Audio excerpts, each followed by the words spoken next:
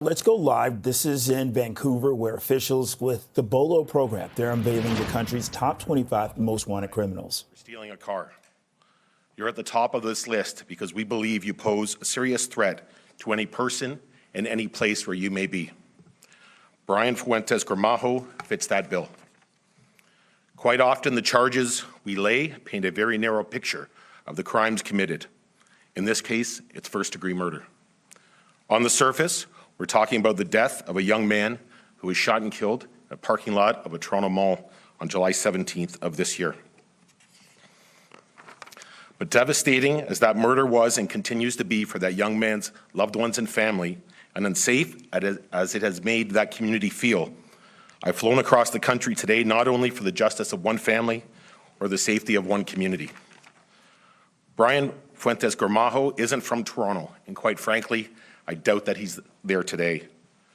We believe he's a member of a Montreal-based gang called Zone 43. Journalists here in Vancouver may be familiar with this gang because even though it operates primarily in Ontario and Quebec, it has tentacles on this side of the country as well. We know their members have committed crimes here, and we know they've hidden out here. We are acutely aware that of the number of places Brian Fuentes Gramajo may be, Vancouver is one of them. And that, in our eyes, puts your community or any community he may be hiding at risk. For this reason, the BOLO program is offering a reward of up to $100,000 for any information leading to the arrest of Brian Fuentes Gramajo. If you know where he is or simply believe you may know something relevant to his whereabouts, call us now at 416-808-0606. A Toronto Police member will be available 24 hours a day, 7 days a week to connect you with an investigator. So whether you're in Montreal, Toronto, Vancouver, or anywhere else in this country or beyond, our ask is simple. Be on the lookout. And if you know something, if you see something, say something. Your call may be worth up to $100,000. Finally, my message to Mr. Fuentes Gramajo and all the fugitives on this list, your world got a lot smaller. There are millions of eyes looking for you. We will find you. Call your lawyer and turn yourself in. Thank you.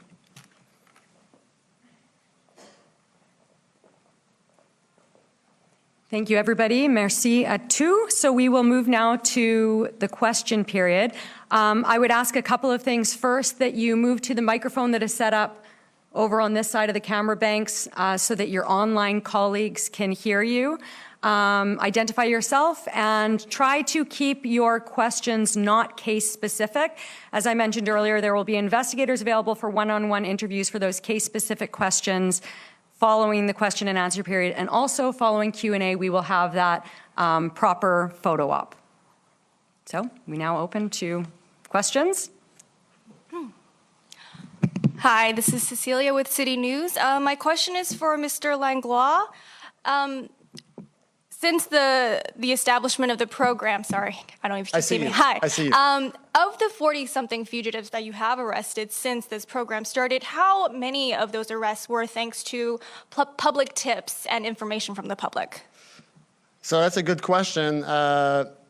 We don't receive tips at BOLO. What we want the public to do is to call police tip lines and Crime Stoppers when applicable. So I don't have an exact answer to your question, but I will say 100%. And you don't have to talk about the specifics, but what are some of the common charges that would land these fugitives on Canada's top 25? Anything that's major crime, ranging from first-degree murder to human trafficking, aggravated assault. I like to say that BOLO has more judgment than policies. So when we assess case submissions from police services, we need to use our judgment to determine whether or not we have a major crime related to a case. Usually, as you can see, like the majority of these featured suspects are wanted for murder. Hello, bonjour, Corentin Mitté-Magnan for Radio-Canada. I'm going Bonjour. to ask the question in English, but if you could answer in French as well. Yes. The highest reward is lower than last year. Is there an explanation or a reason for that?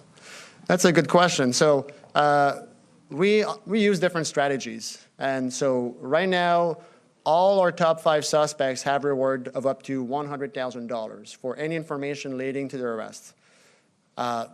In the past, we've used different strategies, up to $250,000 for the number 1 and lower rewards for other suspects. All in all, the global amount that's offered today is very similar to what's been offered in the past. We're just using the rewards differently through the top 25. Could you give us an answer in Oui, French? alors c'est une stratégie différente qu'on utilise cette fois-ci. On l'a déjà utilisée. Okay, so we've been listening live. This is an update from Vancouver on the BOLO program unveiling Canada's 25 most wanted fugitives.